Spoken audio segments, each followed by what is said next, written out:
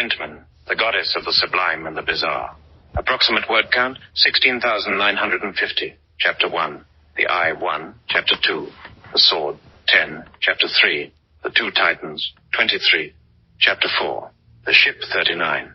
Chapter 5, the spark 50. Chapter 6, the curse 63. The end 68. Chapter 1, the eye. Ghryndtmaen was watching sailors on a sailing ship in a world called Lortrom. She did not create the world, however. She created all the life in it with the spark of whims. She was nearby in the water. She had a psychic ability called omniscience. Her omniscience gave her the power to sense and control any living thing in Lortrom using their sense organs. Additionally, she could sense their awareness, allowing her to hear their thoughts, feel their emotions, and even give them thoughts or emotions at will. She had the power to selectively use her omniscience at any distance. The responsibility she had of managing the world and providing for its defense prevented her from intervening to prevent suffering. A sharp-eyed deckhand spotted her treading water in the ocean. It was close to dusk, and a gale was starting to brew. He said, "I see someone in the water. She looks like she needs help. I'm diving in. Tell the captain to heave to and pick us up. I don't know what you see out there, but it's probably just a sea monster, please." "I don't think the captain will heave to. She's luffing up because of the gale," the bosun said. She wanted him to dive in and attempt to rescue her. Her goal was to abduct him. He ran and grabbed a ring-shaped cork buoy with a rope attached around its perimeter. It was hanging on a wall nearby. "No, she's a shipwreck victim. Tell the captain to heave to anyway. That's the only chance she has," he said. "Overboard!" he yelled, ran and jumped over the side of the ship. He plunged bare feet first off the main deck. The cold water soaked his ragged clothes and unkempt hair, which chilled him to the bone. After he resurfaced from his dive into the chopping waves, he breathed in deep, recovered from his chill, and side-stroked toward her. He dragged the buoy behind with his left hand. "Overboard! Overboard! Overboard!" the bosun bellowed and ran to the ship's bell to sound the alarm. "Hold on, I'm coming," Ply yelled. He heard the ship's bell clanging and the bosun shouting. The seas were about 20 feet high. The wind was snarling and whipping, and the waves made white caps and sea spray. He tasted the salt spray as he fought the churning waves. He lost sight of her in a wave trough. He crested a wave and frantically searched for her, but he could not locate her. She saw him let go of the buoy, take a big breath, and dive to try to see where she went. She swam up from underneath him, seized his clothing from behind, and dragged him deep into the ocean. She saw him flailing and screaming bubbles as she dragged him beneath the waves into the watery darkness. The icy water numbed his limbs, and his air was about to fail him. She was taking him towards an underwater chamber filled with breathable air. He was in shock as frigid liquid darkness enveloped him, and he was about to abandon himself to drowning. She pulled him out of the water after they entered the chamber. His cranium throbbed and stung from his speedy descent into the ocean's depths. Ply gasped for air and breathed spastically. He could not see anything because of the darkness, even by waving his hands in front of his face. She held his clothing and would not release him. The water rushed away until he could feel the slippery, soggy, and slimy ground. He panicked and tried to scramble away. His heart raced, and he regulated his hard breathing. He feared he would be slain, and then ingested by the monster. "Don't move and stop struggling," she said with a raspy feminine voice. He stopped trying to get away. Their voices echoed in the chamber with a slight delay. "Who are you?" he asked. "I'm Ghryndtmaen, the goddess of the sublime and the bizarre," she said. She pronounced her name like Ghryndtmaen. Her voice was hushed, gravelly, and harmonic. "What are you?" "Don't eat me," he begged. "I'm a sea monster, but I won't kill you. I'm just going to eat your right eye," she said. The air was thick with the smell of decomposing fish, which made it hard for him to breathe. He coughed and gagged. "What do you mean? Why do you want to eat my right eye?" he asked. "Don't worry, I'll give you a crystal eye in return," she said. "No, unhand me!" he screamed and began to struggle again. She tripped him, pinned him, and whispered in his left ear, "If you do not stop struggling, then I will eat you one little piece at a time," she said. She stabbed her claws through his shirt and touched his sides with their razor-sharp tips. He felt her claws needle-like points, slightly pressing into his ribs. Her claws prodding him felt like bee sting. He felt icy, stabbing terror seizing his whole body. He held his breath and stopped moving. Ghryndtmaen hugged him from behind, and he started breathing again. He was on his stomach with his face turned toward his left side. He felt the cold, rubbery, gooey floor. The gunk under him was noisome. He also felt her warm, humanoid female body on his back. Her body felt soft and supple to him. She used omnisentience to cause him to smell a strong, fragrant floral perfume instead of the rotting fish odor. He noticed that he could not talk any longer, and he was completely immobilized. She stopped jabbing him with her claws and used her hands to turn his head to the right side. She whispered in his right ear, "I will be as gentle as possible. My claws are very sharp, so there won't be any tearing of the flesh. This will be wrenching." Blythe felt her fingers press his eyelids open. "In case you wonder, I used my psychic power, called omnisentience, to elevate your fear level until you became frozen with terror. You will start to feel sharp, stabbing, burning pain as I begin to cut the connective tissue of your eyeball," she said. He screamed within his mind. His agony was like a red-hot poker in his eye. His heart was beating in his ribcage like a drum, and he was wheezing. His fear reached spine-freezing levels. Tendrils of acute, stinging anguish radiated down his spine and throughout his limbs as she cut. She finished the extraction of his eye by severing his optic nerve. His face was warm from blood. He heard her chewing and crunching his eye. She swallowed and cleared her throat. "I know that you just felt tremendous torment. I'm earnestly sorry," Ghryndtmaen whispered in his right ear. She hugged him tighter to comfort him. She did not use omnisentience to deaden his eye socket's searing, spasmodic throbbing. "That was delicious, by the way," she said. He heard her licking her lips. "Maybe I'll just eat your other eye also," she said and tittered. Blythe's hope of surviving faded, and he began to fall into despair. "That was just a joke. As promised, I will place a crystal eye in your eye socket." He felt her fingers widen his socket opening, and then a cold, smooth sphere plop inside it. She released his eyelid, and he shut his eyes. She got off his back and let him recover from the ordeal. A pulse-induced, scorching pang in his right eye socket quickly faded after the crystal eye was inserted. The sharp migraine from his deep dive also left. He got onto his knees and slowly opened his eyes. He could see in the darkness as though it was a sunny, cloudless day because of his crystal eye. Yet he could not see in the darkness with his left eye. He stood up, turned, saw her, and slipped, landing on his bottom on the cushiony, rubbery floor. He bolstered with his arms to maintain a seated position in the slippery sludge. She was beautiful, tall and slender. She was wearing what looked like tightly wrapped seaweed brown cloth. It fit her like a short, two-piece strapless dress. The hair on her left side was eggplant purple, elbow length, thick, and looked like dreadlocks. The right side of her head did not have hair, but had 4 kelp-green spinous fins with chartreuse, longitudinal stripes. The spinous fins ran from her facial hairline to her neck hairline. One of the spinous fins ran around the rim of her right ear. Her fins flipped, folded, and unfolded at various speeds, making tapping and zipping sounds. The left side of her body was more humanoid than her right side. Her right side still appeared somewhat humanoid, but with reptilian features. The eye on her right side was slightly larger than the eye on her left side. Her left eye had a white sclera with a few hot pink veins. Its iris had a central heterochromatic gradient from amethyst on its fringe to cerise at the cusp of the pupil. Her right eye had a canary yellow sclera with a few cyan veins.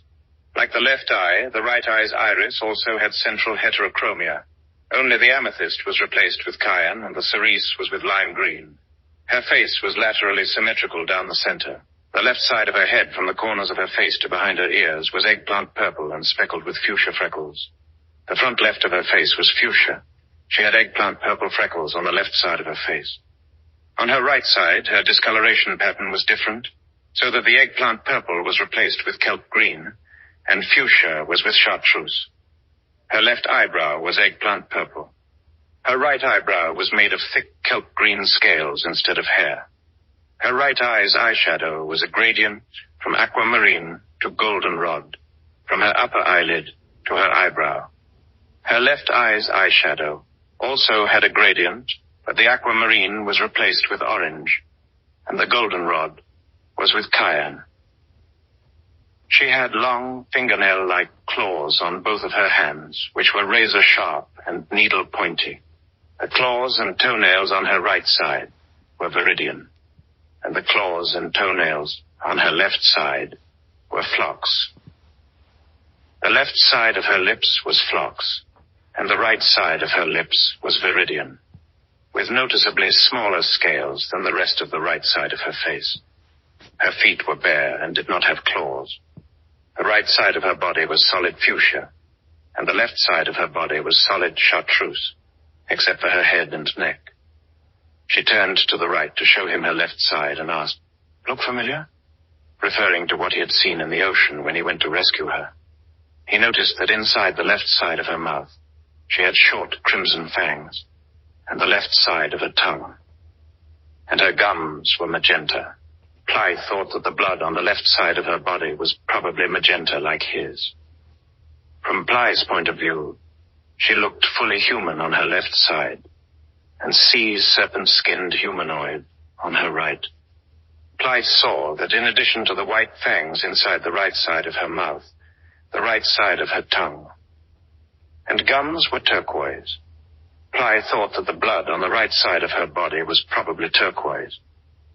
This led him to surmise that she had two circulatory systems, perhaps with two hearts or a single large heart with separate hemispheres for the different colors of blood. "Why did you do that, Ghryndtmaen?" he asked while wiping the blood off his face with his hands. He wiped the magenta blood on his clothes. He was bone-stabbingly cold. His body was intermittently seized by convulsive shiverquakes. "Do you not notice? You can see me with your crystal eye in the darkness. I have given you power unlike any in this world. That is the crystal eye of Murcraum. Murcraum was one of the two titans. Not only can you see in darkness, but if you can get all of Murcraum's titan weapons, then you will have the power of time summoning." Using its titan weapons, Murcraum envisioned an alternate future into existence, in which it would defeat Lortrom the Fathomless with time summoning. It was a new future that was seen according to its time summoning, not the future that would have happened without time summoning. You see, the way your new powers will work once you get all of Murcraum's titan weapons is that you should imagine an outcome for a conflict you know you will have. Imagine the outcome only, not the conflict itself, and a vision of what you are time summoning will appear to you in your crystal eye. When you use your crystal eye to see a vision of a future conflict you will be in, you should always envision yourself victorious. Once you have seen a vision of time summoning, your titan weapons will give you power, until you receive sufficient power to bring forth your time summoning. In addition to the power to see time summoning, you also possess the power of space summoning, which can be used to retrieve titan weapons, Ghryndtmaen said. Chapter 2. The Sword. He looked around at his surroundings. It looked like he was in the cavernous mouth of some sort of giant creature. "Where are we?" he asked. "We are inside the mouth of a delve-worm," she said. "I have never heard of them. What are delve-worms?" he asked. "Delve-worms are giant sea serpents," she said. "I have seen sea serpents before. I've seen some as long as a 5-masted, fully rigged, tall ship over 400 feet long. I have never seen nor heard of sea serpents so big I could hear my echo in its mouth." "How big is this one?" he asked. He had to pause for a few seconds between sentences due to his teeth clacking and body's violent shaking. He was able to temporarily halt his body's reaction to the stinging cold so he could talk. "This one is about 3 miles long. The ones you saw were whelps." "Where do delve-worms come from?" he asked. "They are all from the deepest parts of the ocean where I keep them.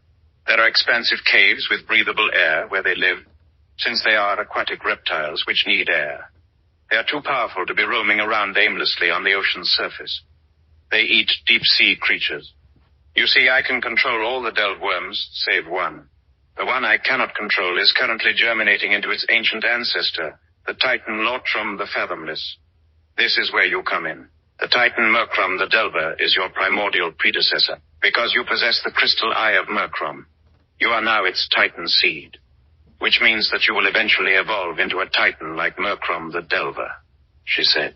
So, you're saying that this thing in my eye socket is going to turn me into a weird Titan creature? I'm taking it out, he said, and used his right index finger to try to remove the crystal eye.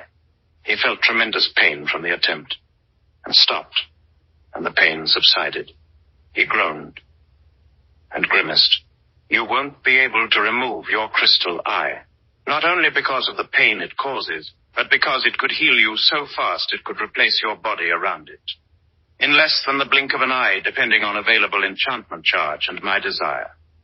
I could have it turn you into just a human head if you try to remove it again. Right now, I desire it to heal you with scar tissue, except for inside your right eye socket, where it will only heal enough just to stop bleeding. So if you lose a limb, it won't grow back. Your crystal eye is deadening your eye pain. I don't want your eye socket to scar over, because the crystal eye needs direct contact with scar-free tissue for you or I to control its abilities. Thus, any attempt to remove your crystal eye will result in intolerable pain, she said. Feeling combative, Clyde retorted. Well, if you force me to become this Titan thing, maybe I'll take my revenge on you. You can attack me and fight me as long as you like. I can hold my own. But if you do this, you will be wasting your powers.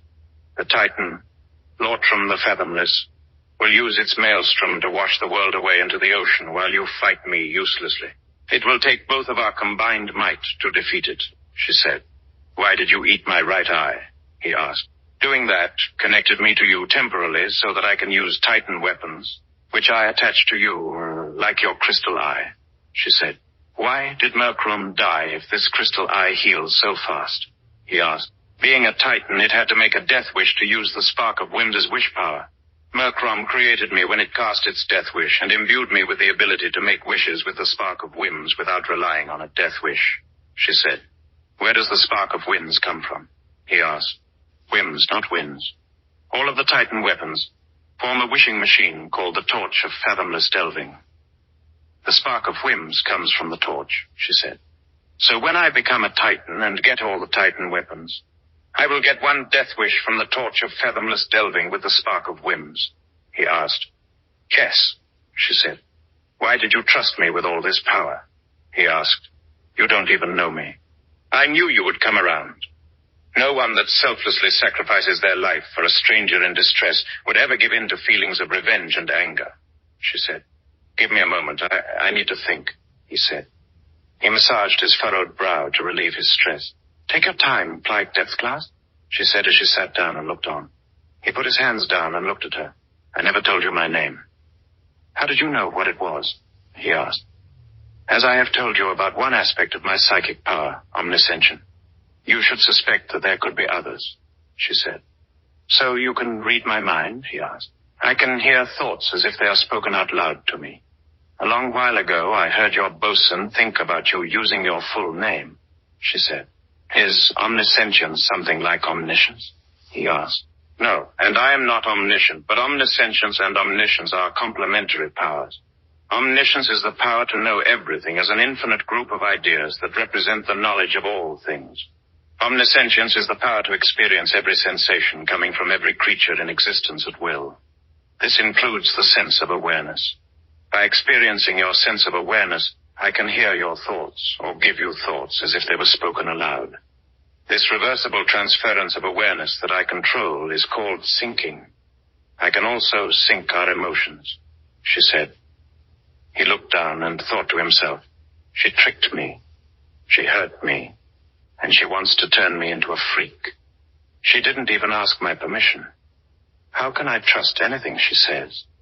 I will need proof of what she says before I can accept her words. Ply said and was interrupted. Yes, I can provide proof, she synced with Ply. Ply looked at her and noticed she did not move her mouth when she spoke to him. It sounded as if she was a ventriloquist. I used to have a sword. Its name sort of sounds like mine, but it is 2 words instead of 1. And it's spelled differently. It is called Ghryndtmaen. It is in the possession of the great kings of Nelgloom.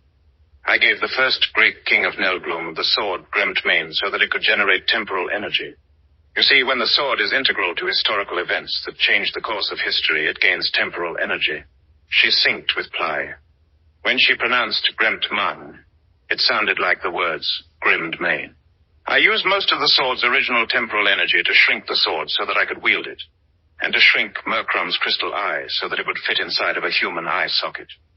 After I used the sword to shrink the eye, it was so depleted of temporal energy that I had to leave the sword with the kings of Nelglum for a very long time.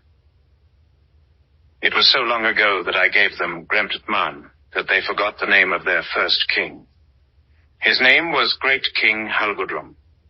The permanent records of him and monuments to him were all destroyed in the wars that were waged in the millennia after I gave him the sword. We can use your crystal eye to see Ghryndtmaen in a vision so I can get it back.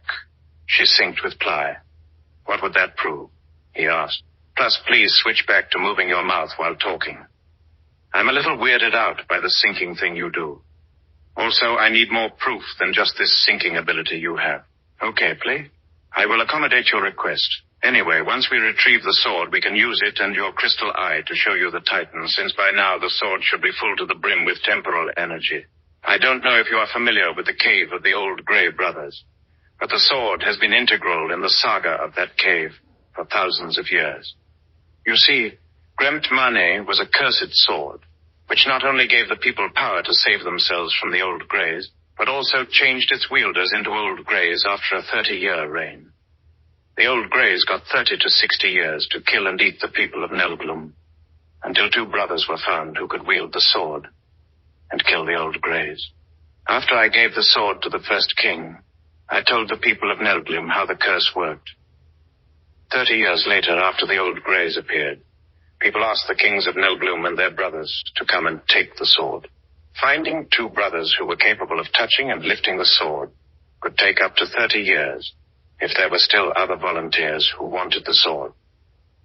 The sword would send out a bright goldenrod bolt of lightning that turned its seekers to ashes. Normally, the ashes covered the throne room after only a few years of people coming to try to get the sword. When the last two volunteers arrived and tried to acquire the sword, it would not electrocute them to dust, since there would not ever be any more volunteers after them until its wielders became old Greys. The advisor would approach the blade, and the king would approach the handle. They would lift the sword from the throne together. The king would become a great king, and the advisor would become the great king's grand warlord, and they would both go to kill the old Greys. They both possessed supernatural strength granted to them by touching the sword. Anyone else that touched the sword would be disintegrated, except for the old Greys. The old Greys were unable to remember how to use a sword. 30 years later, the new wielders of the sword became old Grey Brothers, and instinctively left the sword on the armrests of the throne, and went to live in the cave of the old Grey Brothers. The old Greys would come out of the cave by night, to travel the lands, kill and eat the people of the kingdoms of Nelglum. And this cycle repeated for thousands of years, she said. I think I heard the captain of the ship I was on mention that some of her friends and relatives had died in that cave. But I don't know anything else about it except for what you just told me. How does the sword affect history when it is out of temporal energy? He asked. The sword has active and passive abilities. The active abilities require large amounts of acquired temporal energy. The passive abilities only require its residual temporal energy, which is never fully depleted. When the sword is depleted of its charge of acquired temporal energy and falls to residual temporal energy, it becomes a cursed sword. It always tries to influence the outcome of historical events in a negative and positive way, so that it is always actively contributing to the outcome of critical moments in history. Now that it is full of acquired temporal energy, it is no longer cursed. Its passive ability to change the course of history is now inactive, and its active ability to power the fulfillment of time summoning from the crystal eye of Murcraum is now dominant, she said. How does this crystal eye thing work, then? He asked. Right now, you don't have any known conflicts because you don't have Ghryndtmaen. Once you get Ghryndtmaen, you will be able to see time summoning with your crystal eye. Right now, howbeit, Ghryndtmaen can still power your crystal eye's other vision power called space summoning, even though we don't have Ghryndtmaen. Space summoning can allow you to see Ghryndtmaen, which will allow us to space summon it here so we can power your crystal eye's time summoning ability. This is because Ghryndtmaen can power space summoning visions from any distance away from someone wearing the crystal eye of Murcraum. Howbeit, you must be touching, wielding, or holding Ghryndtmaen in a scabbard you are wearing to see a time summoning with your crystal eye. To start a space summoning of Ghryndtmaen, imagine a golden hand and a half sword lying on an abandoned throne in a castle. The pommel of the sword is that of a lion's head, and its mane extends down the handle, which forms the grip. The crossguard is formed from 2 lion front legs, which form each straight quilon, normal to the handle. The quilons have lion paws on their ends with their claws out towards the blade. The blade is wide. The ricasso is big. The sword is golden, double-edged, and long. The edges of the sword's forte are parallel, and it does not taper until the foible. Envisioning the sword as I described will activate your crystal eye's space summoning powers, she said. Okay, here goes, he said. His crystal eye started to glow bright orange. I can see a golden sword, resembling the one you described, lying across the armrests of a grey stone throne in some musty old grey stone block castle. I see ashes covering the throne and its dais, but the sword is clean, he said. She got up, jumped at him, and put her hand into the orange glow coming from his crystal eye. Hold still, she said. She pulled back, and the lion-headed pommel of a golden sword came out of the glow from the eye. The lion head had a snarling, open mouth. The lion's mouth faced the top of the pommel. She pulled some more, and he started to protest and tried to resist. Oh, that hurts, he yelled. She put one of her feet on his chest to steady herself as she pulled, and he fell onto his back. She pulled some more, and the handle appeared. This might take a while. I'm pulling with all my might, she said, grunting and growling under her strain.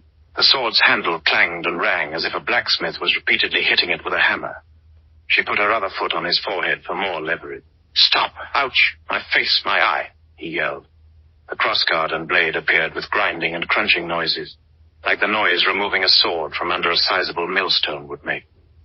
The sword's blade scintillated an orange sparkling fountain as it came out of his crystal eye. The sparks stung as they showered them. She grabbed each quilon of the crossguard with both of her hands and yanked on the sword. His body seized up with every tremendous tug she made on the sword. I almost have it, she said as the blade's foible appeared. The blade was cutting his cheek, eyelids, and brow ridge, which caused him to bleed as much as his eye amputation. His arms flailed, legs kicked, and lower back arched as he screamed. I have it, she yelled as she pulled the sword from his crystal eye, which sent an arc of his blood splattering. I love you! I love you! She shouted. She hugged the sword and spun around. He quickly recovered from the ordeal. His pain was gone almost immediately after the sword was removed. He felt his face with his hands where the blade head cut him and could feel the scars where he had rapidly healed. He wiped some of the blood off his face, sat up and looked at her. He heard her saying, I love you, and almost thought she was talking about him. His preoccupation with the object of her love troubled him, so he hunched over. She stopped dancing with the sword, saying, I love you to it, ran over to Ply, and pointed her sword at him. He looked up, saw her brandishing her sword, and drawing closer. What are you doing? He asked while raising his hands. Do you want to see the 2 titans? She asked. Oh, sure, he said, putting his hands down. He noticed blood was still dripping from the tip of the sword. Lie down on your back and keep your crystal eye open. I need to touch the tip of the sword's blade to your crystal eye to show you a vision of the 2 titans of the ancient world. And don't worry about the blood. It's yours, she said, because she noticed his grimace of apprehension. He complied with her request and softened his facial expression. She stood over him and slowly lowered her sword. A couple of times, blood dripped onto his right eyelid and eyelashes, which caused him to blink and his face to twitch. She kept lowering her sword until its tip touched his crystal eye. An attractive force, accented with the blue flash and pop of an electric spark, caused the tip to adhere to the surface of his crystal eye and not slide off to the side. While still lying on his back, he was able to see a vision of the ancient world of the 2 titans before him, as though he were standing upright instead. Chapter 3. The two Titans. The vision opened on a sunny, cloudless day. A cerulean sky framed the Titan. Murcraum, the Delver. The Titan was humanoid and fuchsia-fleshed with eggplant purple splotches on the sides of its head and neck. It sat on the ground, cross-legged. Its wrists were on its knees with its palms facing up. A golden sword was lying on its hands. The sword bridged between its palms. The ground was flat, black, smooth, and highly reflective. Ply suspected the ground was obsidian. He could not get a concept of scale because of the featureless landscape. He saw the Titan from a profile. This is Murcraum the Delver. When Murcraum stands up, it is 5 miles tall. Let's view it from the front, she said. She was also able to see the vision because it was being projected into their surroundings from the crystal eye, totally replacing the darkness they were in. The vision reconciled their two different vantage points, so they saw it as though they were standing next to each other. He still felt the soft, slippery, chilly floor beneath him, and the pressure of the weight of the sword, pressing the crystal eye into the back of his eye socket. He did not feel any discomfort from the sword pushing down on his crystal eye. The vision moved as she adjusted the angle of the sword. He saw the blade of the sword as a very faint outline. The blade did not obscure the view. It looked like an imposing watermark over the scene. He could not see her, but he could still hear and smell her as she stood over his head. He could see Murcraum the Delver from the front. Its eyes were shut. He counted 16 similar-sized eyes, straight across. It had one considerable eye in the middle for a total of 17 eyes. The Titan did not have a nose, and its mouth had no cheeks or lips. But in place of a nose, its face was flat where a human nose is. It was hairless, and had only small holes for ears, one on each side of its head. Its red teeth were sharp like short fangs, and there was a significant vertical gap, about the height of one of its teeth, between the lower and upper rows of teeth. The Titan's teeth within the rows were touching. The tips of its teeth in the upper and lower rows were parallel with each other, and did not touch. Its head was noticeably wider proportionately compared to a human head. Ply, notice its coloration is like yours and mine on my left side, she said. Where is the other Titan you spoke of, he asked. In this vision, the other Titan, Lortrom the Fathomless, is in the depths of the ocean far away. Lortrom's body was 30 miles long, 1 mile thick, and looked like a gigantic sea serpent. It had chartreuse scales covering its body. It had an enormous white tusk and white, carnivorous, whale-like teeth. It had 5 kelp-green and chartreuse striped spinous fins running down its whole body. The spines on its spinous fins were 1 mile to their tips, with about 1 mile of webbing between them, she said. Murcraum's central crystal eye opened. Its crystal eye started to glow a bright orange.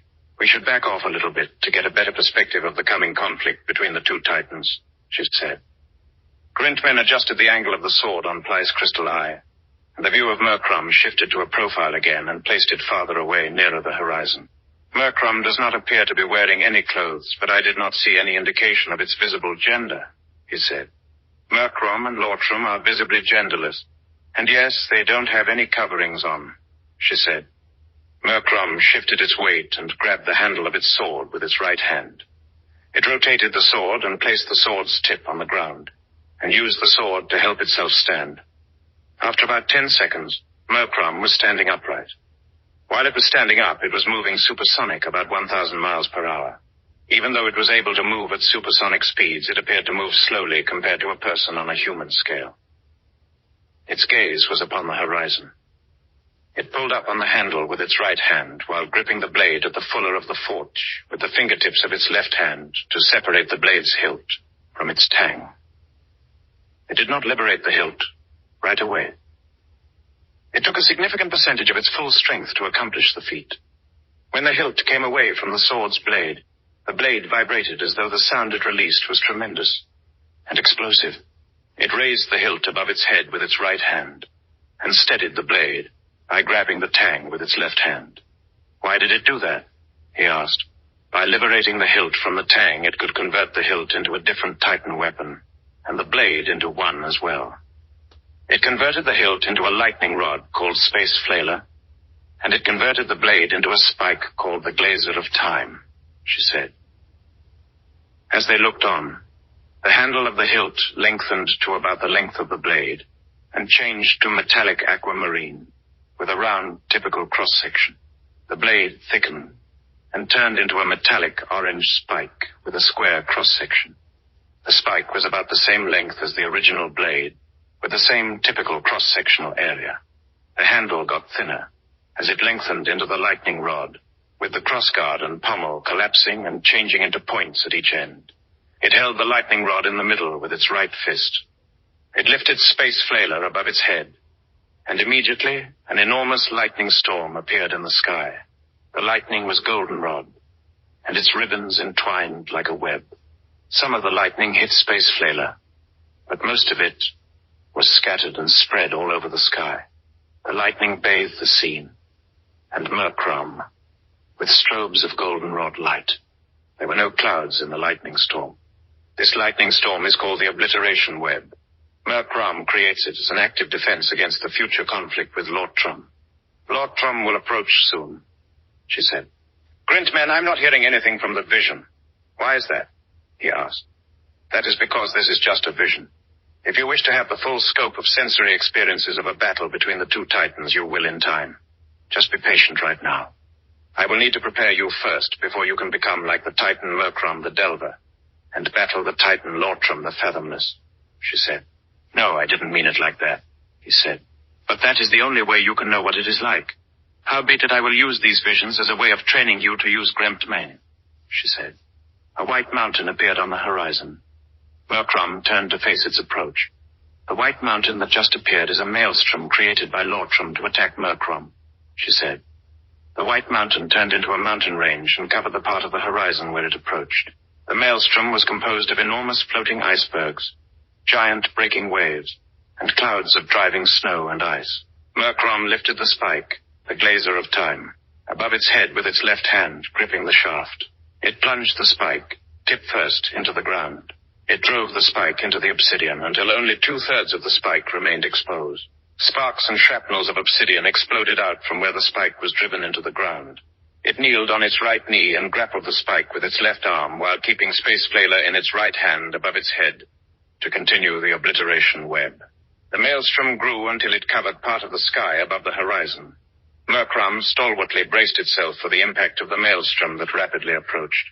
The toe of the maelstrom, with its many towering and colliding icebergs, slid across the smooth, reflective obsidian, which darkly mirrored the maelstrom amid the bright flashes of the obliteration web.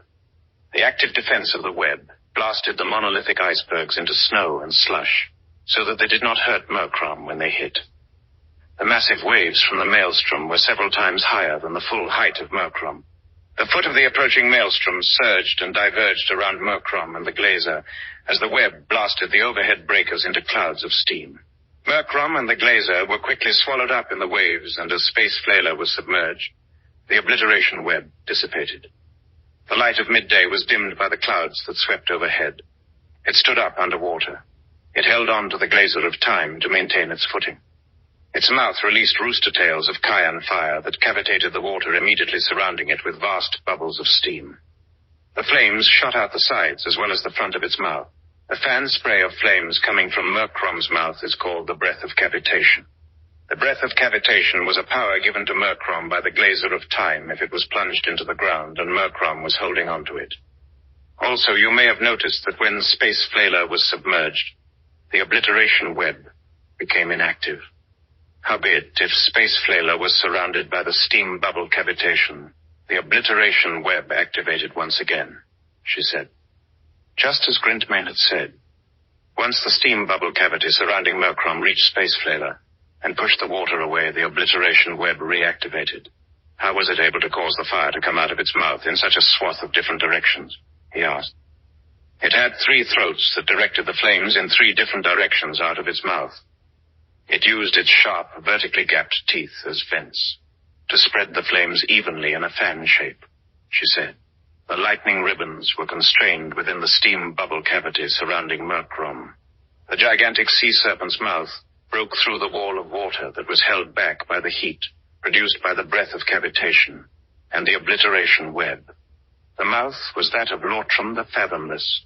Lortrom crashed through the cavitating flame trails and obliterating lightning ribbons and collided with Murcraum. Murcraum toppled and lost grip of the glazer of time, and immediately the breadth of cavitation abated.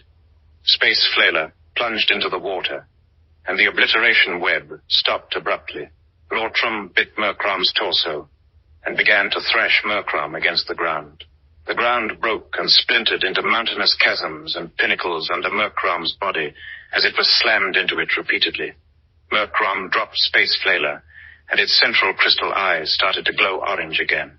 Space Flaler launched through the water and landed on top of the glazer of time. The two Titan weapons combined again to form the golden bastard sword, Ghryndtmaen. Murcraum reached into the glow around its crystal eye and pulled out Ghryndtmaen by the hilt with its right hand. As soon as the crossguard appeared and the blade started to splash sparks as it emerged, Murcraum's 16 other eyes began to open one at a time. As its 16 smaller eyes opened, they released a bright golden beam of light.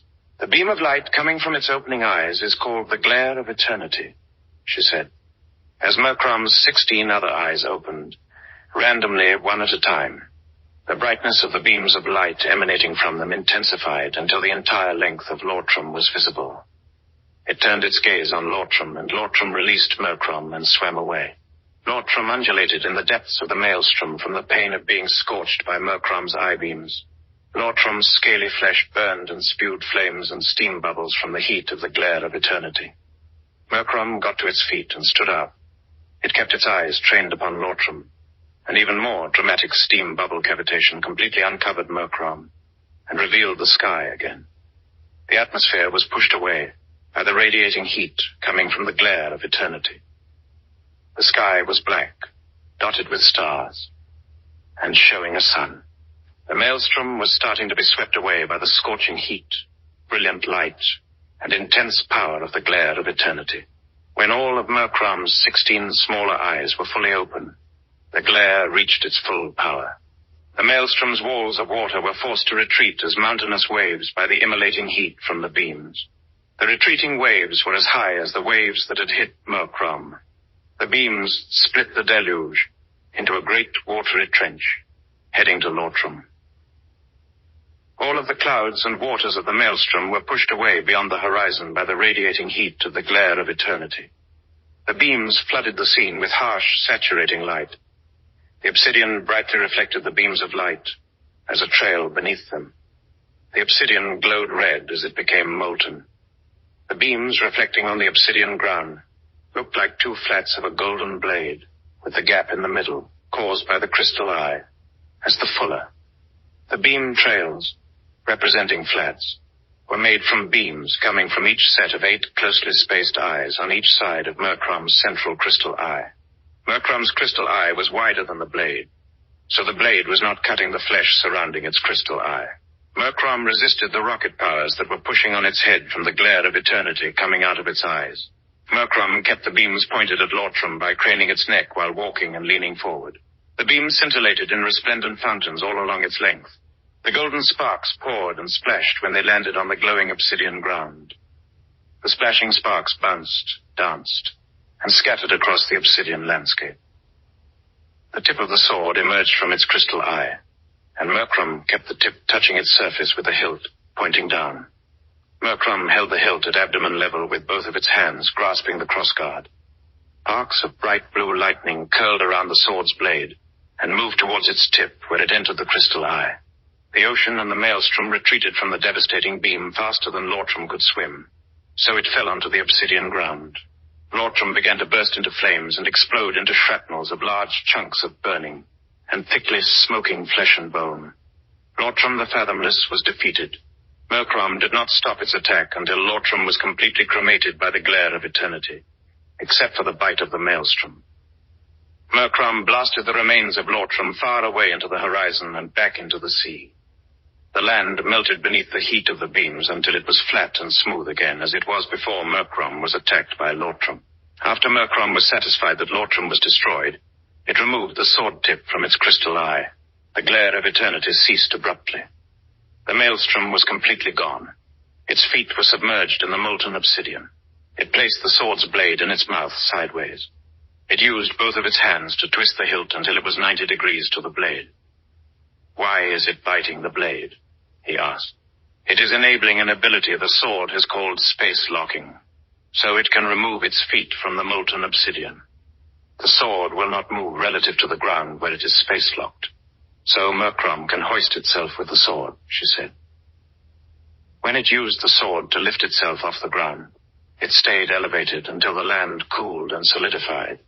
The atmosphere rushed back into the scene, changing the sky from black to blue, and obscured the stars. The obsidian on its feet dripped into the molten obsidian ocean, until only a thin crust remained caked on its feet. It flexed its feet to break off the thin layer of obsidian painted on them. The vision's time was sped up by Ghrynt, twisting the sword on its point, while Murcraum held itself up with the sword and waited for the land to cool.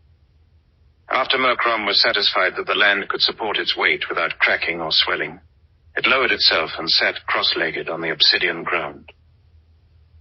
It reached over its head and twisted the hilt back in line with the sword's blade. It placed its hands, palms up, upon its knees, laid the sword across them, and closed its 17 eyes. Its mouth, eyes, and sword fumed with heat ribbons and thin trails of bluish smoke. Ghryndtmaen removed the sword tip from his crystal eye, and the vision quickly faded. "Those are the two titans. The battle you saw was typical. Murcraum would always win, but Lortrom would always return," she said. "How does Lortrom return?" he asked. "Because it regenerates from its titan weapon called the Bite of the Maelstrom, which Murcraum always blasts away back into the ocean intact," she said. "But you said that you were created by Murcraum. How did that happen?" he asked.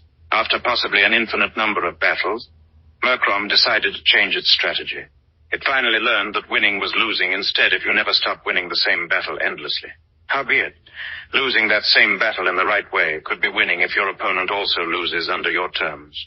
Murcraum adopted a strategy of winning by losing.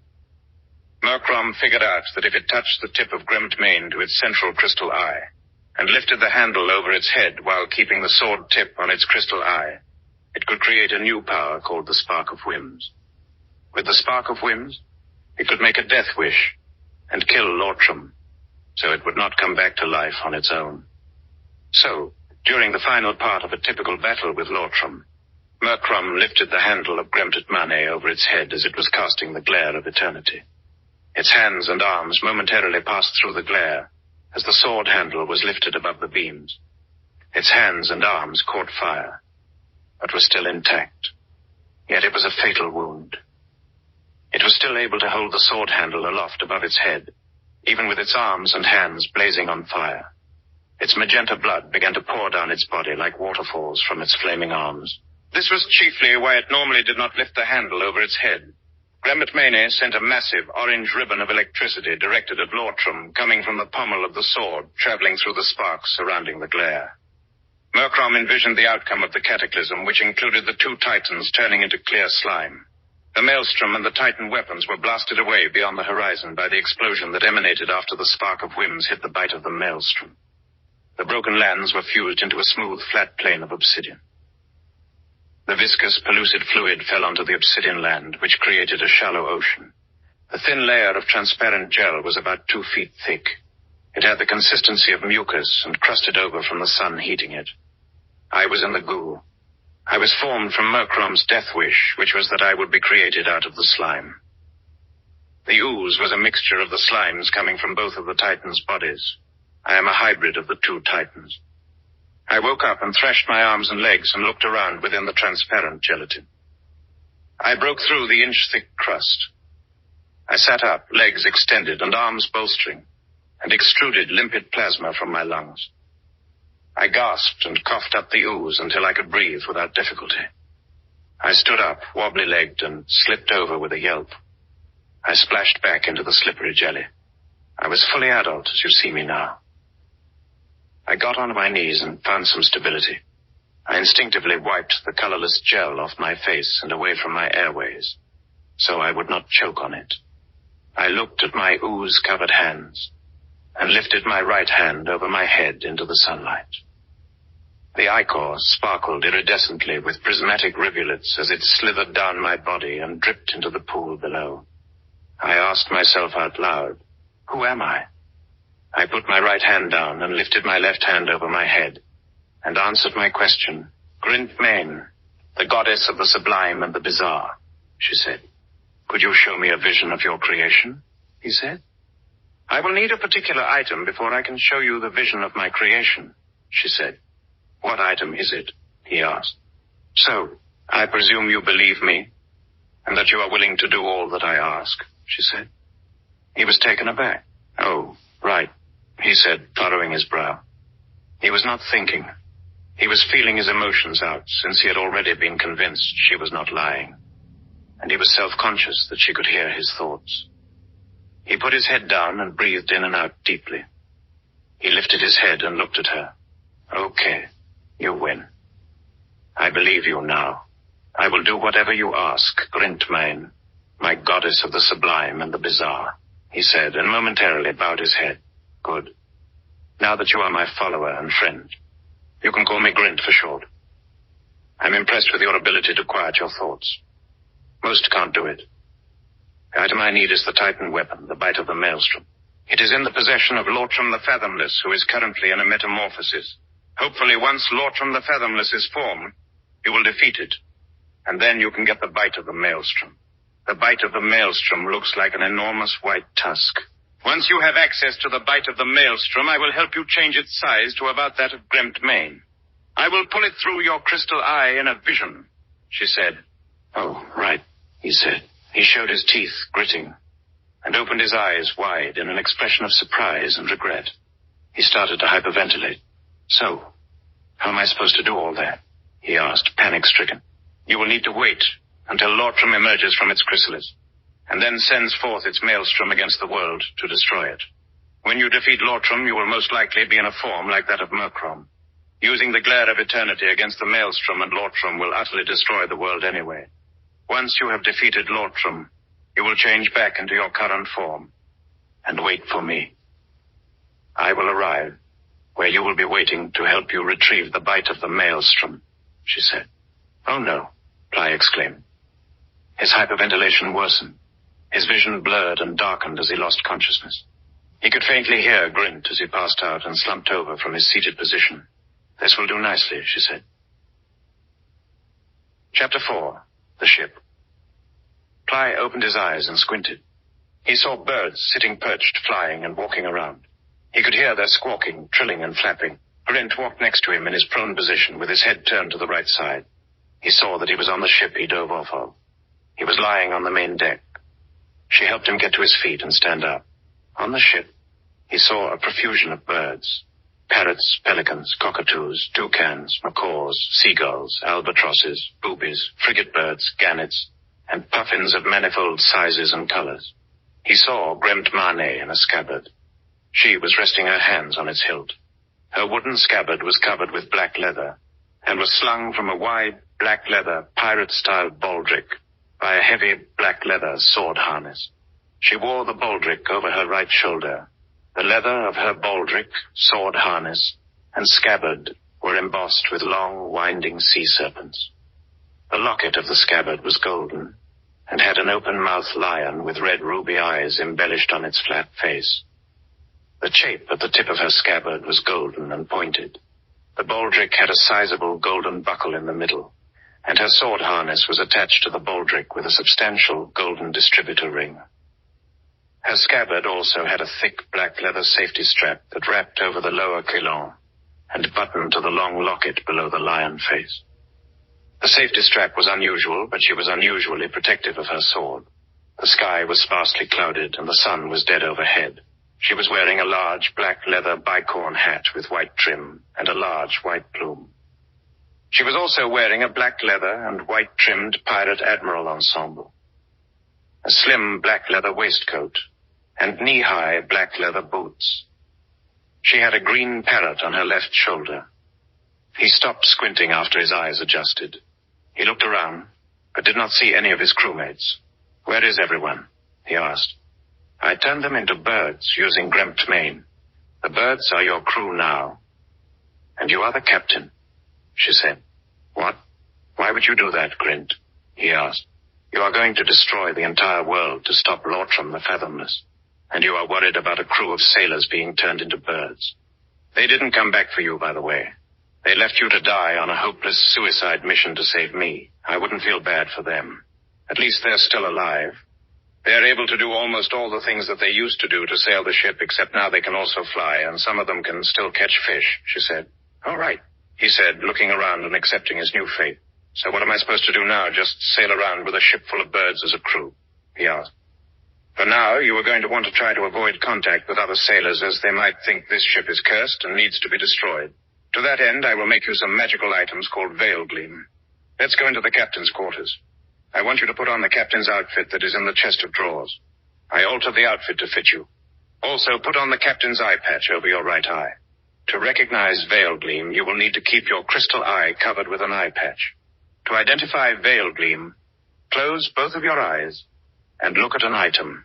If you can still see the item with both of your eyes closed, with your eye patch on over your right eye, it is Veil Gleam, she said. How are these birds able to sail the ship? He asked Red.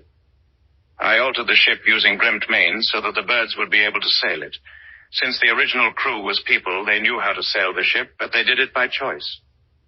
Now that they are birds, they do it by instinct, and do not need to be commanded. The sails and rigging are made of spider silk so that they are light, and it is easy for the birds to furl and unfurl the sails. The crew, sails, captain's outfit, and rigging are the only parts of the ship that I have converted into Veil Gleam so far. As you can see, there are various pulleys, levers, and wheels that the birds use to control the sails, the spars, and the halyards on the ship. You will chart the course using the map in the captain's quarters, which I will convert into Veil Gleam. The birds will sail the ship with the helm and rigging. I will weigh anchor for you, since neither you nor the birds are strong enough. How long have you been aboard this ship? She asked. I have been aboard the Ocean's Ophidian for 5 years, he said. The Ocean's Ophidian was a 3-masted, square-sailed, full-rigged ship made from dark brown teak wood. Oh, so you should be an expert at taking commands from the captain as a part of the crew, she said. Yes, Ghrynt, I know them well and have helped the crew perform many maneuvers like weighing anchor under sail, tacking, wearing, heaving to, and anchoring under sail, he said. Okay, Bly, forget all that. Now you just chart the course as the ship's captain and navigator, and I will help the birds with sailing the ship. Just think of me as your admiral, she said. Okay, let's go. I will follow, he said. They walked across the deck from the spot where he got up amidships on the main deck, abaft towards the cabin, Grynt in the lead. They walked past some albatrosses and pelicans. They walked up the ladder and onto the quarterdeck. They walked over and entered the captain's quarters. The thick oak door felt heavy and well-balanced on its bronze hinges. Once they entered the cabin, the fragrance of spices wafted into their nostrils. They smelled cinnamon, cardamom, cumin, allspice, cloves, and nutmeg. They saw the spices sitting in oak wooden barrels in the corners of the cabin. When they looked around the cabin, they saw a walnut wooden chest against the center of each bulkhead. A spacious round table made of thick mahogany with legs curved to the center and carved as lion's paws at its base was next to the front bulkhead of the cabin. There was a cherrywood chest of drawers with brass handles next to the port to the right. A cherrywood desk with many small and a few ample drawers with brass fixtures was on the other side of the port. They saw a brown leather-covered mahogany chair with carved lion's paws grasping a ball on the end of each of its legs and the armrests. A decorative scarlet and goldenrod carpet covered the sole. Curvaceous burgundy curtains hung over the ports from ornamental bronze curtain rods secured to the overhead. In the center of the cabin, sizable brass hooks attached an ornate, voluptuous scarlet hammock with gold tassels and brass grommets to the overhead. Substantial scarlet gold tasseled pillows and an ample scarlet gold tasseled blanket were in the hammock. The cabin had 3 brass lanterns hanging from brass hooks attached to the overhead. One of the lanterns was over the table. One of them was over the chest of drawers, and there was one over the desk. The lanterns were lit and full of oil. The cabin had plenty of light coming through the robust ports. Some of the furniture pieces were lashed to the bulkheads with sheets and brass cleats to prevent toppling or scooting during rough seas.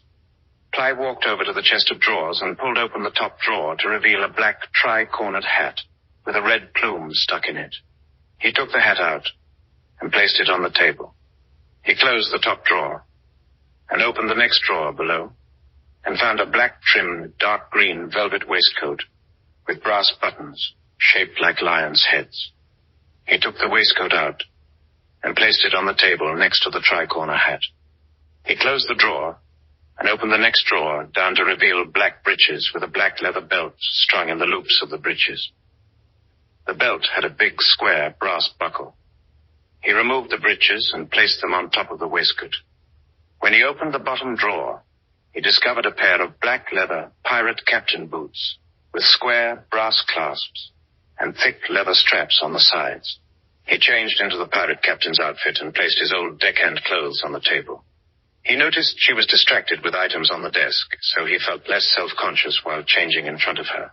"Good, Bly. You look distinguished," she said after she looked over at him once he had finished changing. Ghrynt opened a sizable drawer in the captain's desk, removed an arm-length, rolled-up map, and closed the drawer. She walked over to the table, shoved Ply's old clothes away, and unrolled the map. "Grab those paperweights on the desk, Ply," she said. He walked over to the desk, grabbed 4 brass hemispheres, and cradled them in his hands against his chest. He came over to the table.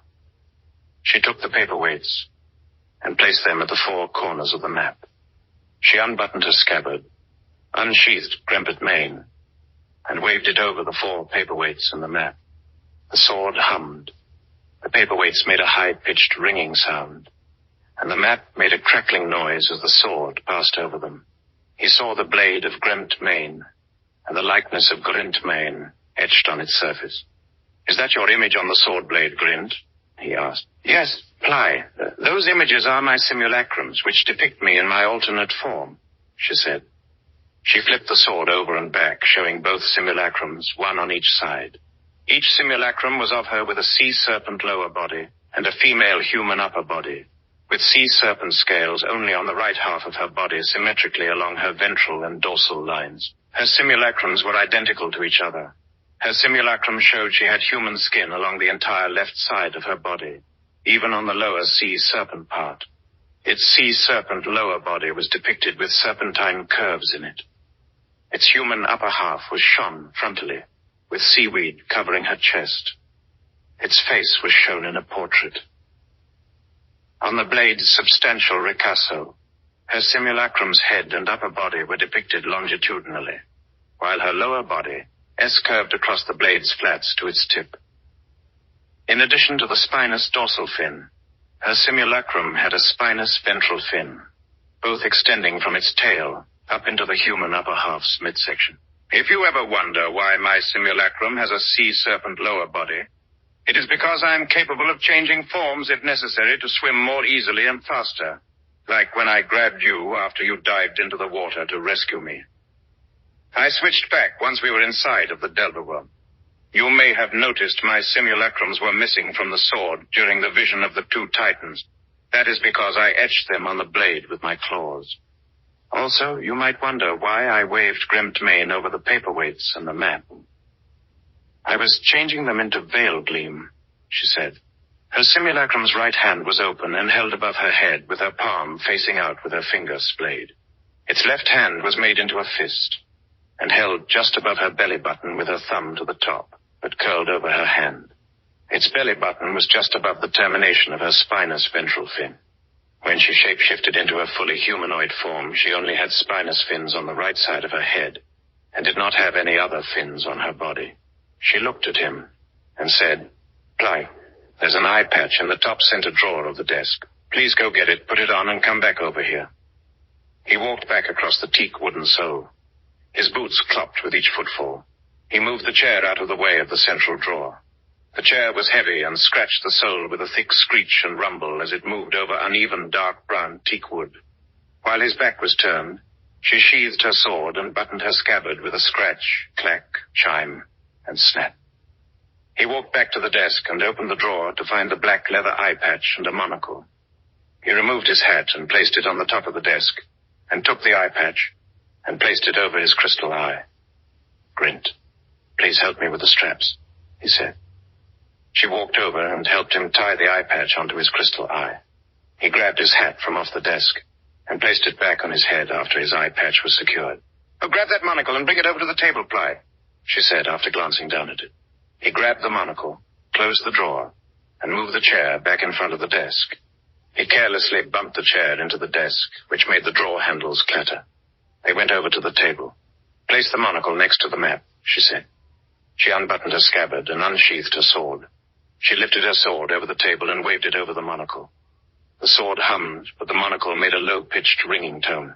"Ply, close both of your eyes and look at the items on the top of the table," she said as she sheathed her sword and buttoned her scabbard. He closed his eyes. "I can still see the map, the paperweights, and the monocle. But everything else is gone," he said. "Good. Grab the monocle, put it on the map, and look through it, keeping your eyes shut," she said. He grabbed the monocle, placed it on the map, and looked at the map through it with his eyes shut. "I can see schools of fish and clouds drawn on the map, but they are moving around like they are representing what is happening right now. Oh, I see sea serpents swimming around. I only see the moving drawings under the monocle. And when I move the monocle from the animated drawing, they're frozen in place on the map. And I still see them at their last position when they were under the monocle. Now I see a ship drawn on the map." "It appears to be our ship," he said. "It is. By using this map and the monocle, we will be able to navigate. During rough winds and high seas, the paperweights will keep the map secure to the table if you rotate the paperweights clockwise until they ring. The monocle will become securely attached to a point on the map when you rotate it clockwise until it clicks. This will allow us to navigate to that location without the monocle or the map sliding during transit. For right now, we need to feed the birds, so navigate us to a school of fish nearby, but avoid any other ships or sea serpents. You can rotate the monocle and paperweights counterclockwise until they make their sound if we want to remove them and the map from the table," she said. He rotated each of the paperweights clockwise, and they made a sharp metallic ringing sound and became fixed in place.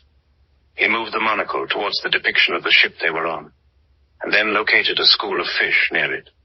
He rotated the monocle clockwise, and it made a clicking sound and became stuck to the map. "Good. Now the birds will automatically sail the ship towards that school of fish.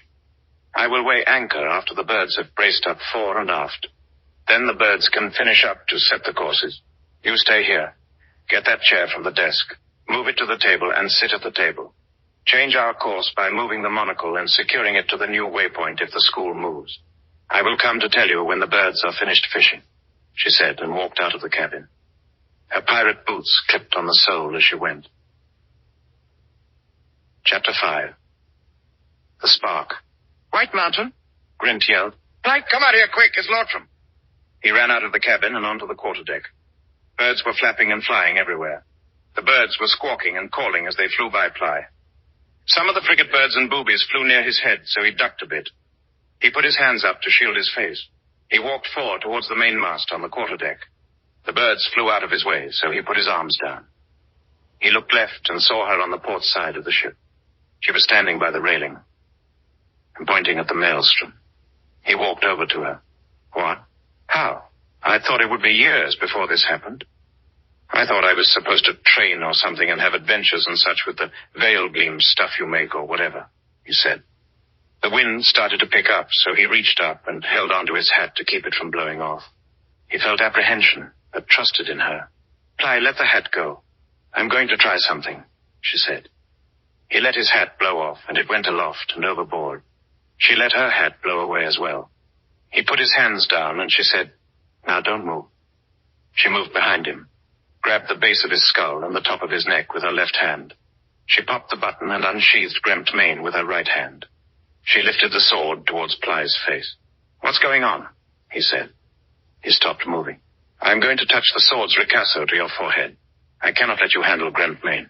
As long as you are touching it, you can have a vision of a time summoning. Look at the approaching white mountains on the horizon.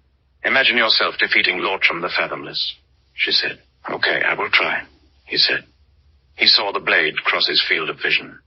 The blade moved towards his forehead as he looked at the white mountains growing on the horizon. He felt the cold, flat ricasso touch his forehead just above his eye patch strap. It was a little distracting, but he managed to concentrate on the time summoning. She waited for a minute. "Bly, have you seen a time summoning yet?" she asked.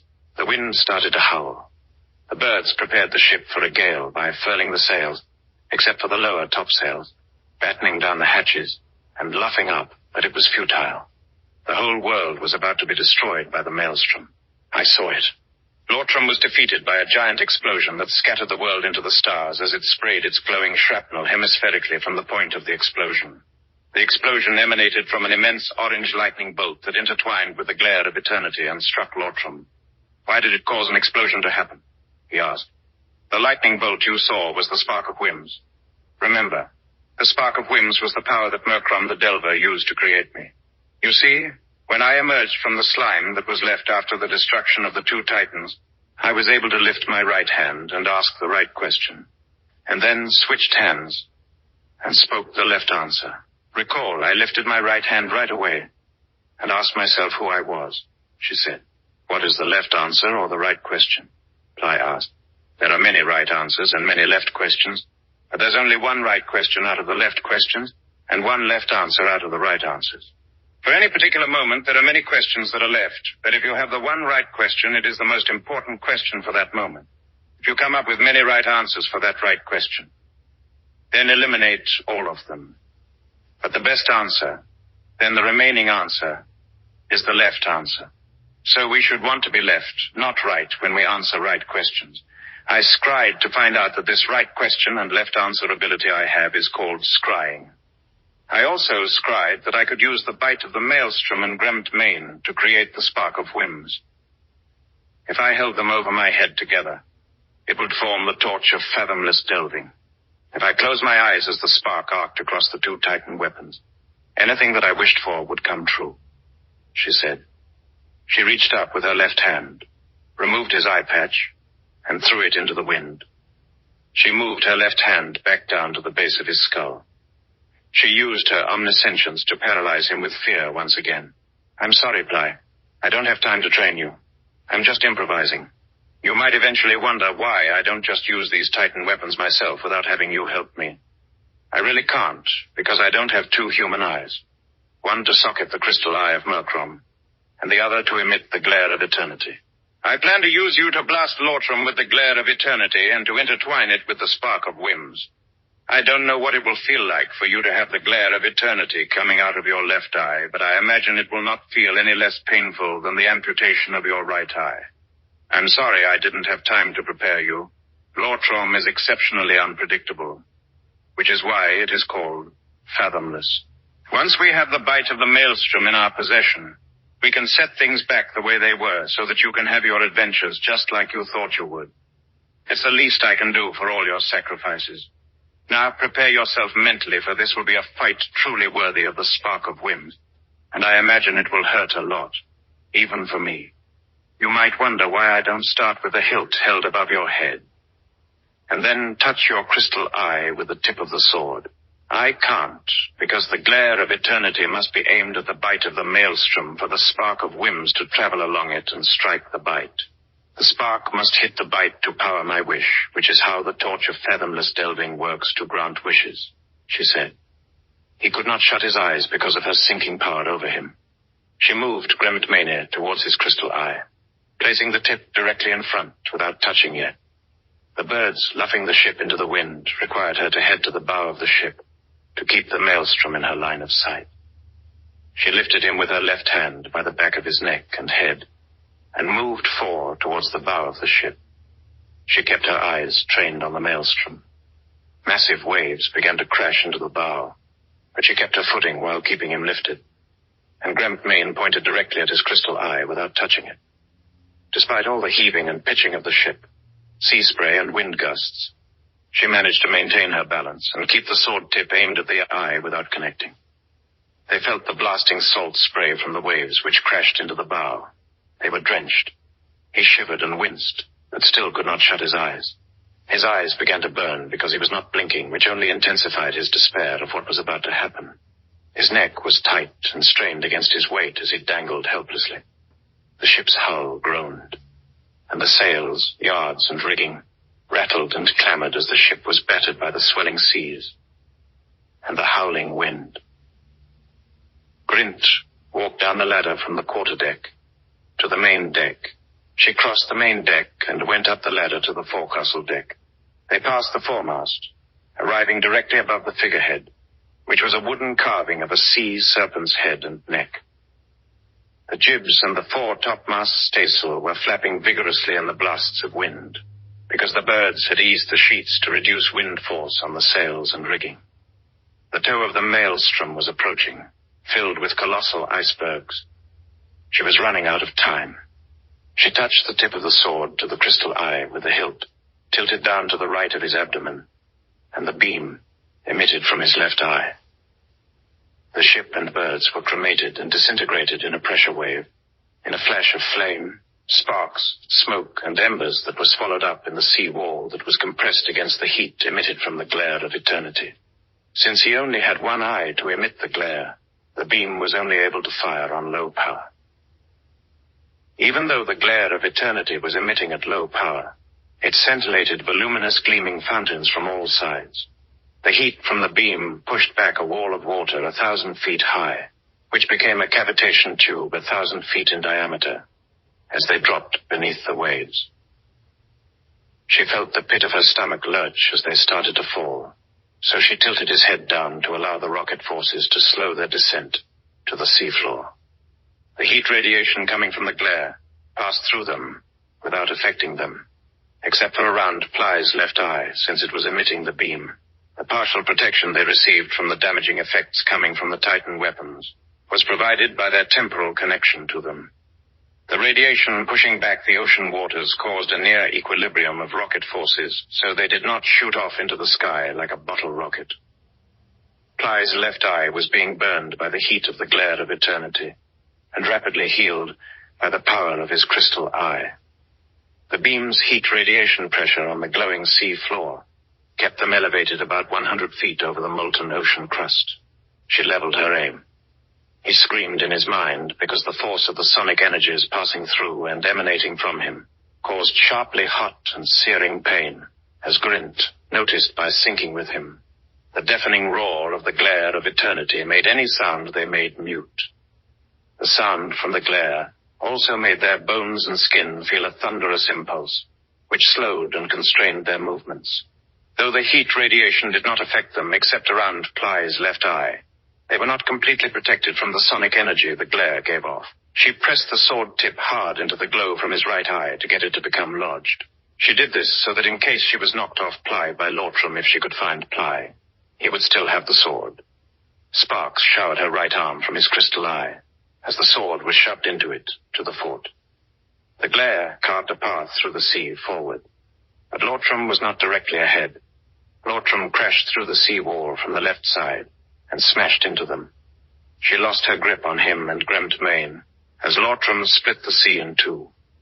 They were shoved into the seafloor and pressed beneath the body of Lortrom, which caused an immediate ceasing of the glare of eternity.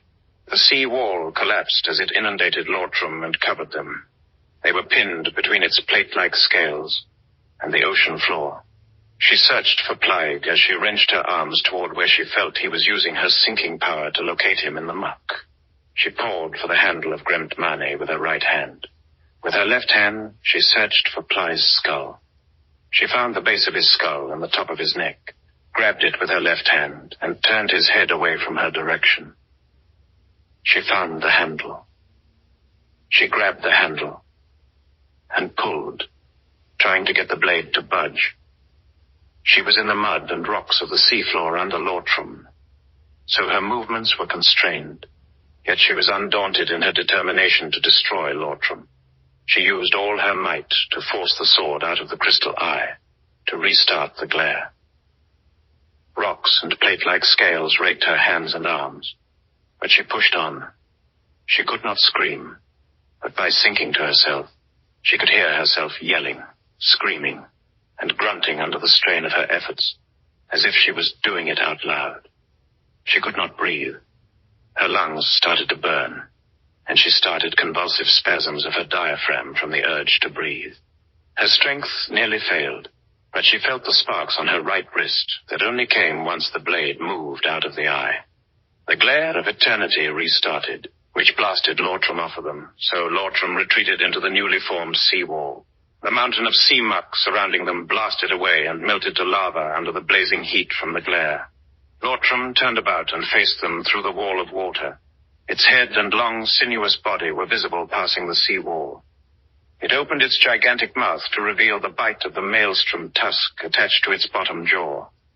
Its tusk protruded through its upper jaw when its mouth was shut. It had a cluster of 5 reptilian eyes of various sizes on each side of its long serpent-like head. It had no limbs, but it had 5 spinous fins running the length of its body, 2 spinous ventral fins, 1 spinous dorsal fin, and 2 spinous pectoral fins. Its jaws were rimmed with thick, giant, carnivorous, whale-like teeth. It raged at them as she turned his head towards its face. She noticed both sides of her body bled from gashes obtained while she was trapped under Lortrom, both colors of her blood, magenta and turquoise. She tried to pull the sword out farther, and found it was not feasible from her position due to her lack of leverage. She carefully wrapped her left arm around his neck to gain leverage. She grabbed Aquilon with her right hand and pushed. She was growling and yelling under her strain. Her right hand slipped off the crossguard. It flung out and got burned by the ongoing glare of eternity. She screamed and shut her eyes in agony. She opened her eyes. She made a face of determination and grabbed the Quilon again with her burned right hand. She wrenched the sword out of the crystal eye until the crossguard cleared the top of his head. She aimed at the bite of the maelstrom tusk. Lortrom started a lunge as the spark of whims emerged from the hilt and intertwined with the ongoing glare of eternity. The spark of whims was conducted along the beam in the fountains of sparks. She hit the bite of the maelstrom with the glare of eternity, just as the spark of whims traveled to the end of the beam. A planetary-scale explosion plunged the entire world into the darkness of space and stars, when the spark of whims struck the bite of the maelstrom, momentarily activating the torch of Fathomless Delving's wish powers. The explosion created a fantastic display of unyielding power that forced the sky, sea, land, and Lortrom into an enormous, yellow, glowing, and rapidly retreating halo surrounding Ghrynt and Ply. She closed her eyes and quickly wished by Fathomless Delving for the world to reform just as it was during the time of the 2 Titans, but without any Titans. She wished for the bite of the maelstrom to be sitting on the black obsidian land, still its full Titan size to maintain all of its remaining power before being summoned. She wished for healing for herself. She saw flashes of light through her closed eyelids. When she opened her eyes, she lay on the smooth, flat, cool obsidian ground, with Ply on her left side. She sat up, looked to her left at him, and saw the bite of the maelstrom on the horizon past him. She looked at her wounds, which were big scars. Her wounds were healed by her wish. She looked over at him. His clothes were ripped to tatters. His hair was matted and tangled. His clothing and hair were soaked with sea muck and sandy seawater.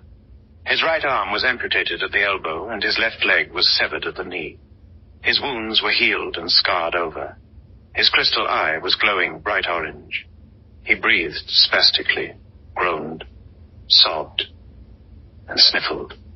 She saw Ghryndtmaen sticking out of his crystal eye at the upper foible. She got up, stood on his forehead and chest, and pulled the sword out of his crystal eye, as quickly as she could as sparks showered them. The metal of the sword blade rang and clattered as it was being extracted. An arc of blood and flesh shavings were flung after the sword was removed. The glare of eternity did not emit, because Lortrom was defeated. She sheathed the sword once it was pulled out of his crystal eye. Ply, I'm sorry if that was troubling and painful. It was for me as well.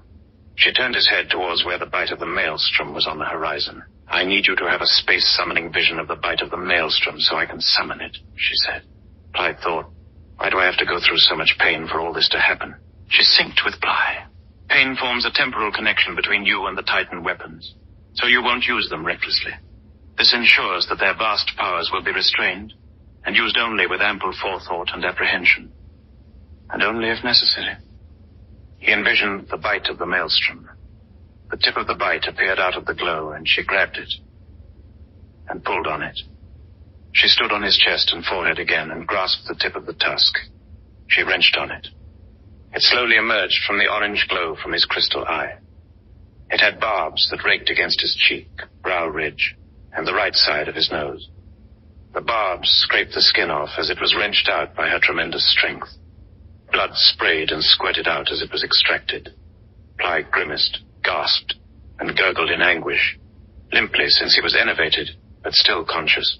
She transferred the bite to her right hand and unsheathed the sword, and held them both above her head, forming the torch of fathomless delving. Both of the Titan weapons were dripping with blood and coated with thin slivers of Ply's tissues. Now that she had lots of time to wish, she made a more intricate wish than before when Lortrom was destroyed. She closed her eyes and wished by fathomless delving for the world to return to its previous form before the maelstrom when they were on the ship with birds as a crew, except Lortrom would still be destroyed. She also wished for countless sundry veil gleams to be scattered throughout the world. She described each of the veil gleams thoroughly and uniquely in detail in her wish, all with a plethora of diverse and useful magical effects. She saw orange flashes through her eyelids, and heard a thunderclap and roll. She opened her eyes, and they were back on the ship with the birds. "Get up, Ply! Now you can have your adventures!" she exclaimed. She released him from her sinking power. He moaned and turned his scarred, gore-glistening face towards her and winked with a weak smile. Chapter 6. The Curse. "Very funny, Ply," she said.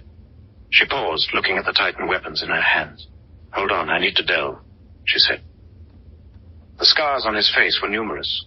They made a kind of star shape on his right eye, from the many times and different directions in which the sword had been pulled out of his crystal eye. Any skin that was completely removed was replaced with scar tissue that looked like a light pink, loosely rigged, double-sheet bend knot implanted in the fuchsia tissue around his right eye. His left eye looked scarred as well. The scarring was from the damage from the heat and power of the glare of eternity coming out of his left eye, countered by the immensely fast healing from his crystal eye. The scars on it looked like concentric rings of light pink and fuchsia tissue. Ghrynt counted 5 concentric rings of scars centered around it. "Why are we still banged up, but the birds and ship are back to normal, Ghrynt? It is so that we maintain our temporal connection to the Titan weapons we just used. We have experience using them now, and we do not want to lose that connection so that we can gain greater control and power in the future over them. Thus we have to look exactly like we did right after using them. Don't worry, I'm about to figure out what to do next by delving," she said. "What is delving?"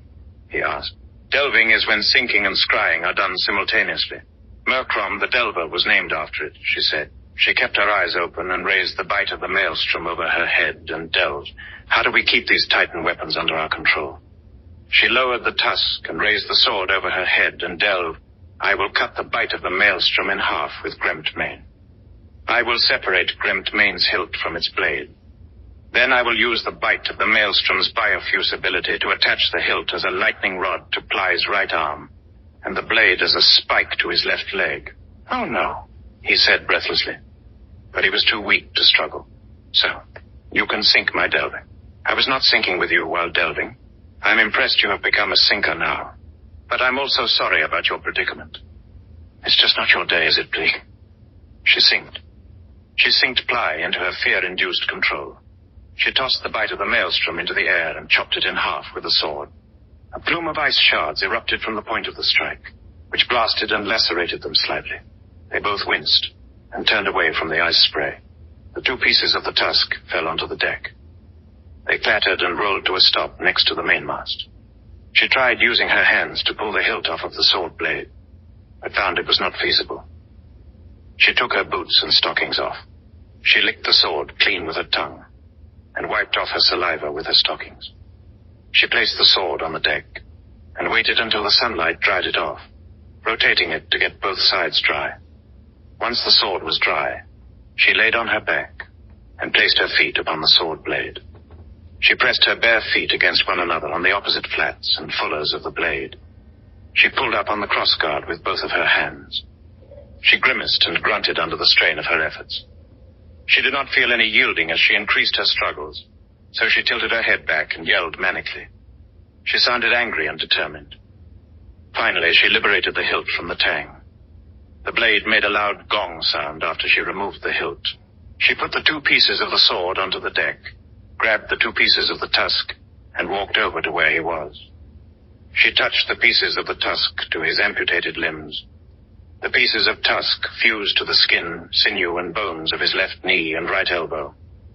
The pieces of the tusk shortened to the length of a quarter of his forearm or calf with a shower of blue sparks and a grinding sound.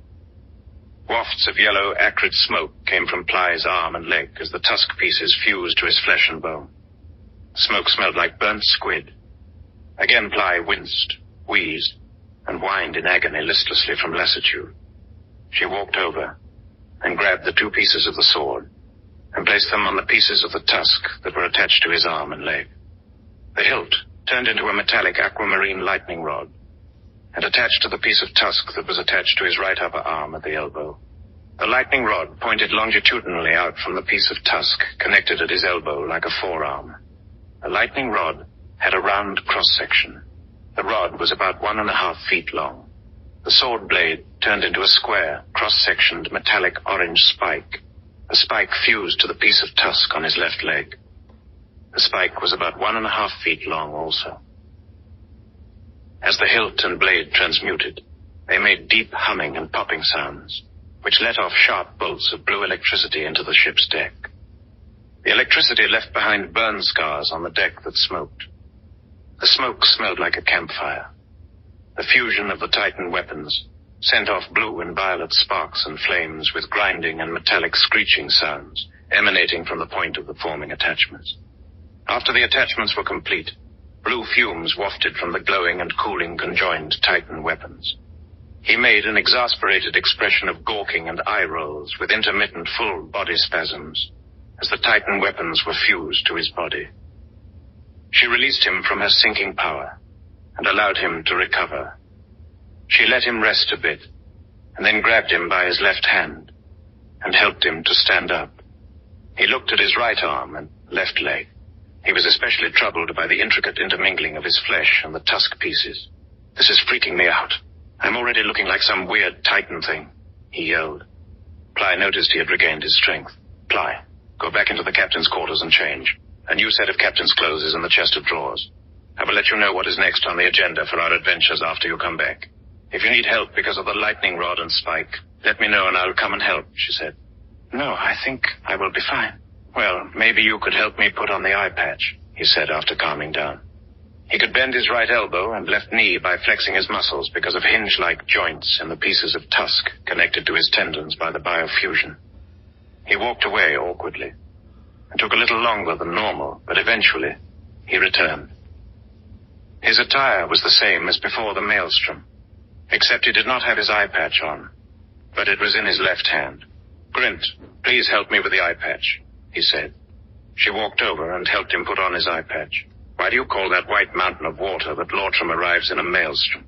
"I have seen maelstroms before. They are vortexes that can swallow ships. They aren't just tremendous waves," he asked. "It's all a matter of scale. Lortrom swims in a huge circle and creates a vortex hundreds of miles in diameter. His tusk sticks out of the water.